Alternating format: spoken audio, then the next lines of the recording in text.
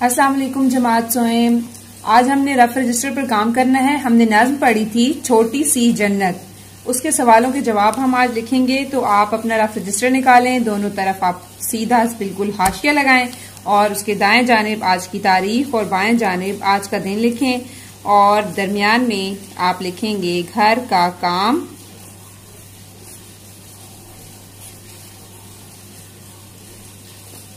उसके बाद आज हम लिखेंगे नज़्म छोटी सी जन्नत के सवालों के जवाब और वो कौन सा उन्वान है, उन्वान नंबर 8।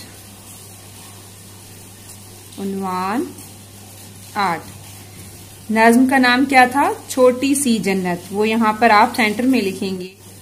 सेंटर में आपने लिखना है नज़्म का नाम छोटी सी जन्नत। उसके बाद एक लाइन छोड़कर आप लिखेंगे सवालों के जवाब लिखें।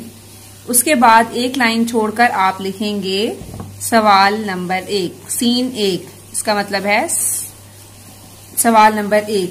सवाल नंबर 1 क्या है? नज़्म छोटी सी जन्नत के शायर का नाम क्या है? तो आप मुझे जरा बताएं कि हम जो नज़्म पढ़ रहे थे उनके शायर, उस नज़्म के जो शायर थे उनका नाम क्या था? नज़्म छोटी सी जन्नत के शायर का नाम क्या है? जी, तो नज़्म छोटी सी जन्नत के शायर का नाम क्या है? आपको याद है? जी, राजा मेहदी अली खान। एक लाइन छोड़कर आप लिखेंगे राजा मेहदी अली खान। उसके बाद आपने एक लाइन छोड़कर सवाल नंबर 2 लिखना है। सवाल नंबर 2 है नज़्म छोटी सी जन्नत में कौन से फूल और कौन से बूढ़े दरख्त का जिक्र है? नज़्म छोटी सी जन्नत में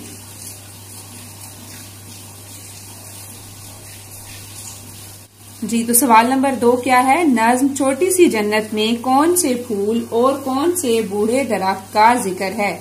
तो आपको पता है, आपने नज़्म पढ़ी है ना, कौन से फूल का जिक्र था? जी, सूरजमुखी का फूल। और दरख्त कौन सा था? कीकर का बूढ़ा दरख्त, उसका जिक्र किया गया था। एक लाइन छोड़कर आपने जीम लिखना है। जीम का क्या मतलब है? जवाब। सूरजमुखी का फूल और कीकर का दरख्त, ये है इसका जवाब। सवाल नंबर 3, एक लाइन छोड़कर आप लिखेंगे इस नज़्म में जिक्र किए जाने वाले कीड़ों और परिंदों के नाम लिखिए। हमने जो नज़्म पढ़ी है छोटी सी जन्नत, इसमें मैंने आपको बताया है कि शायर ने परिंदों, जानवरों, कीड़ों और परियों और ऐसी चीजों का जिक्र करके एक छोटी सी खूबसूरत सी जन्नत बनाई हुई है। तो इसमें जो कीड़ों और परिंदों, जिन कीड़ों और परिंदों का जिक्र है उनके नाम आपने लिखने हैं। एक लाइन छोड़कर आप लिखेंगे जीम, जवाब, और फिर आप पहले लिखेंगे कीड़े। किन कीड़ों का जिक्र किया था? भंवरे, तितलियां। ठीक है। उसके बाद आप फिर लाइन छोड़कर लिखेंगे परिंदे। ठीक है, कि कौन से परिंदों का जिक्र। यहाँ पे देखिए मेरे पास जगह नहीं है, मैं नेक्स्ट पेज पे जाऊंगी। अगर आपके पास जगह है तो आप यहीं पे लिखेंगे, नहीं तो आप भी नेक्स्ट पेज पर जाकर लिखेंगे। ठीक है, लाइन छोड़कर काम करना है। नेक्स्ट पेज पर हम जाएंगे। जी, नेक्स्ट पेज पर आप लिखेंगे परिंदे।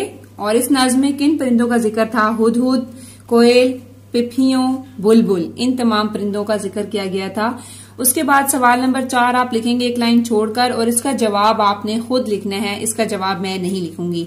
सवाल मेरे साथ रीड कर लें। आपके ख्याल में शायर नदी के किनारे जाकर किताबें पढ़ने का इरादा क्यों जाहिर करता है? हमने नज़्म पढ़ी थी जिसमें राजा मेहदी अली खान जो है वो क्या कहते हैं कि बहुत सारे जानवरों, परिंदों और इनका जिक्र करके खूबसूरत सी जन्नत का जिक्र करते हैं कि उन्होंने इस नज़्म का नाम रखा है छोटी सी जन्नत। और वो कहते हैं कि हमें इस जन्नत में जाकर बैठूंगा और वहां पे बैठकर किताबें पढ़ूंगा। हालांकि वो अपने घर में बैठकर भी, कहीं पे कमरे में बैठकर, किसी भी जगह पर बैठकर पढ़ सकते थे किताबें, लेकिन उन्होंने कहा कि वो यहाँ इस जगह पर जाके किताबें पढ़ेंगे और बड़े आदमी बनेंगे।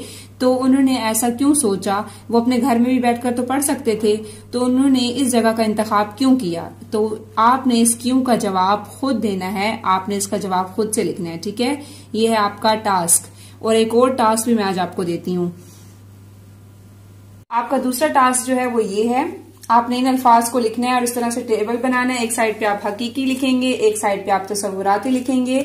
और मैं आपको एक और बात बताऊं कि हमने नज़्म पढ़ी, नज़्म छोटी सी जन्नत, उसमें आपने ये भी पढ़ा था कि वहां पर परियां भी आती हैं, जो कि शायर ने अपनी छोटी सी जन्नत बताई, उसमें परियां भी आती हैं और नहाकर चली जाती हैं। ये नज़्म में हमने ये शेर पढ़ा था।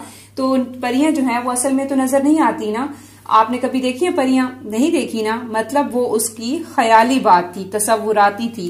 तो यहाँ पर मैंने कुछ ऐसे अल्फाज लिखे हैं जो कि हकीकत में भी होते हैं और हकीकत में होते हैं, और कुछ ऐसे हैं जो कि सिर्फ तसव्वुराती ख्याली हैं, जिसको आप सिर्फ ख्याल कर सकते हैं, इमेजिन कर सकते हैं। ठीक है, तो यहाँ पे कौन से अल्फाज हैं? इंसान, दीव, चुड़ैल, जानवर, सुपरमैन, स्पाइडरमैन।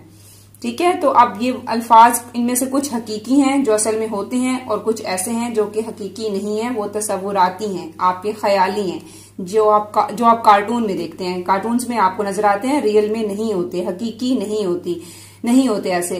ठीक है, तो इन अल्फाज को आपने इन अलग अलग टेबल्स में लिखने हैं। जो हकीकी हैं वो आप इस टेबल में, इस लाइन में लिखेंगे, इसके नीचे, हकीकी के नीचे, और जो कि जस्ट इमेजिन है, तसव्वुराती हैं, ख्याली हैं, वो आप यहाँ लिखेंगे इस कॉलम में। ठीक है, आपका आज का इतना ही काम था। Thank you so much. Allah Hafiz.